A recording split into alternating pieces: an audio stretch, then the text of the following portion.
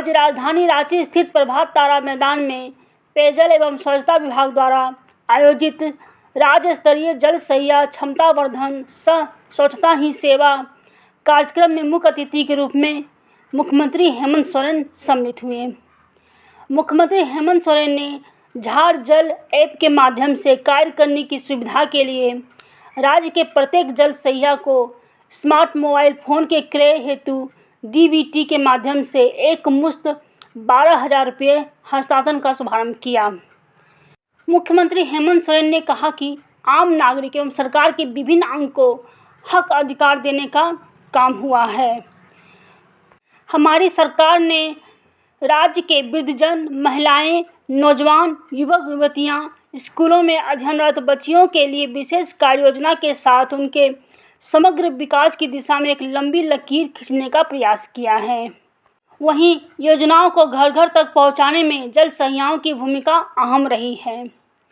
हमने 4 वर्षों में राज्य की एसएचजी को 12,000 करोड़ रुपये फंड उपलब्ध कराया। स्वच्छ पेयजल उपलब्ध कराना राज्य सरकार की प्राथमिकता रही है। मौके पर मुख्यमंत्री हेमंत सोरेन ने मोबाइल क्रय हेतु चेक प्रारूप का वितरण, पेयजल एवं स्वच्छता के क्षेत्र में उत्कृष्ट कार्य हेतु जल सहियाओं, मुखिया एवं एसएचजी के बीच प्रशस्ति पत्र का वितरण किया।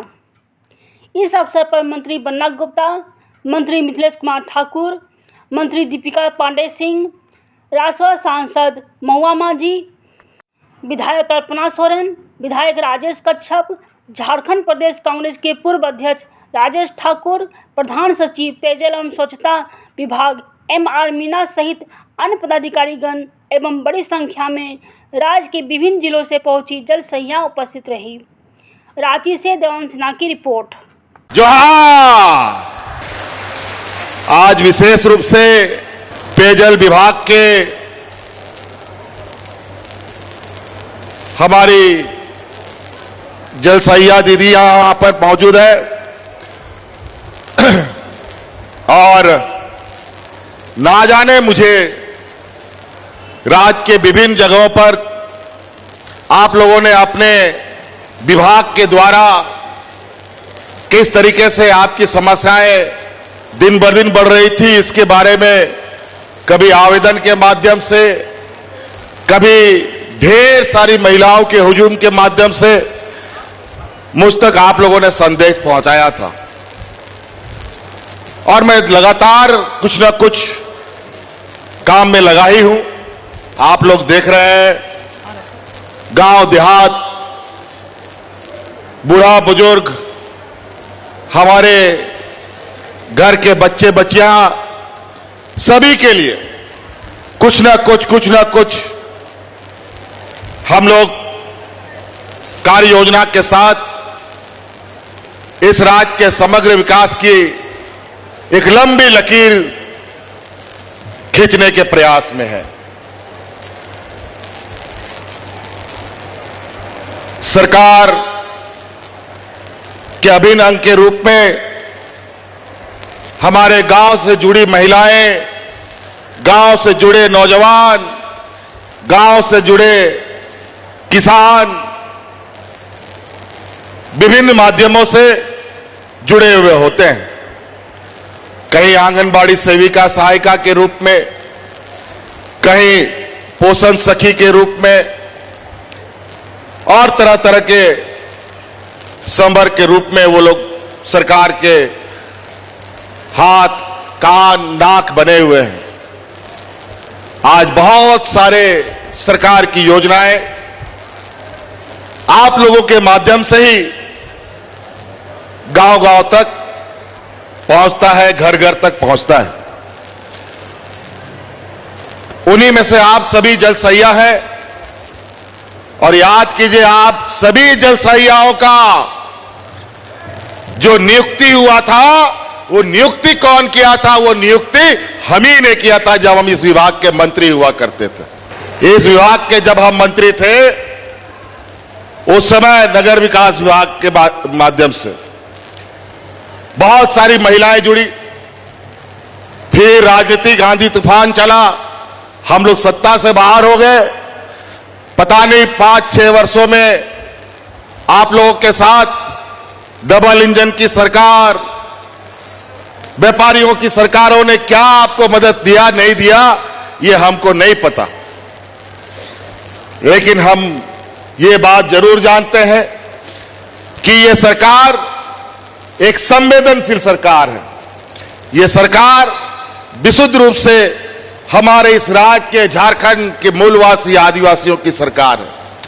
हमने हमेशा ये कहा कि हमारी सरकार रांची हेडक्वार्टर से नहीं, गांव से चलने वाली सरकार है, तो हर गांव की आवाज हमारे कानों तक आती है।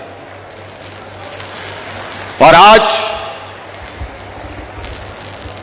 विभाग के द्वारा आपकी फरियाद को पूरा करने का यह दिन चुना गया है। बहुत सारी अपेक्षाएं आप लोगों की थी। निश्चित रूप से कई अपेक्षाओं को आज पूरा करने में सरकार सफल हुई है और आज